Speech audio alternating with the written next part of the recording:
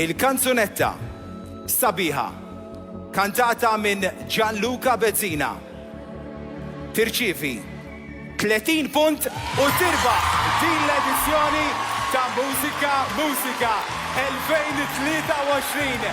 Gianluca Bezzina bil-kanzunetta Sabiħa jirbaħ it-tielet edizzjoni ta' Mużika.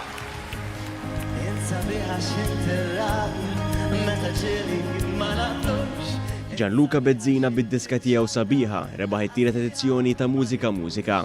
Dan wara li intemmet it-tielet serata f'dan il-festival li attirat total ta' 300,000 telespettatur fil-waqt li madwar 6,500 ruħ kienu preżenti fis-sala għall-ispettaklu. Spettaklu li sar appuntament annwali fix-xena tal-ispettaklu f'pajjiżna.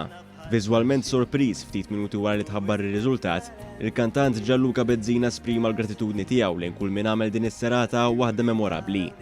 Ma stennejtiex onestament, tant kont happy bil-performance illi isu kienet biżejjed, imma issa l-irbaħt I'm savoring it ukoll qed neħu gost illi kif taqbad tgħid kulħadd issa s-song ħajsmaħħa literalment kulħadd.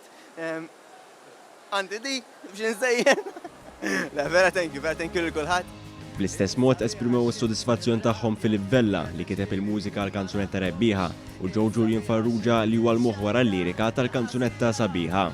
Sabiħa kienet song li għal-qalbi bħas-songs l-oħra, ma Gianluca Bezzina mbagħad għamilha cherry on the cake, you know.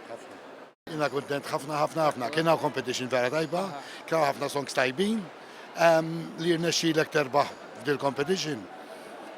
B'dawk is-songs tal-livell huwa ta' sodisfazzjon kbir.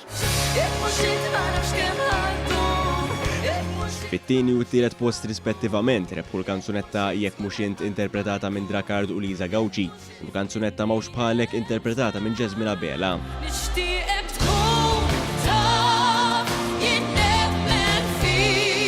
Iċ-chairman ta' Festivals Malta Aaron Zara Stqar kif għal sen oħra Mużika reġa' qabeż kull aspettattiva u rringrazzja lil kull min kien responsabbli sabiex dan l-avveniment kien wieħed ta' suċċess. B'reazzjoni għall-eluq ta' dan il-festival minn l-ispettaklu Talent, il-Ministru għall-Arti Owen Bonnici ddeskriva Mużika bħala avveniment li jiċċelebra żbuħija tal-lingwa Maltija u saħaq li l-Gvern se jkompli jagħti opportunitajiet lill-artisti Maltin u Għawċin kollha.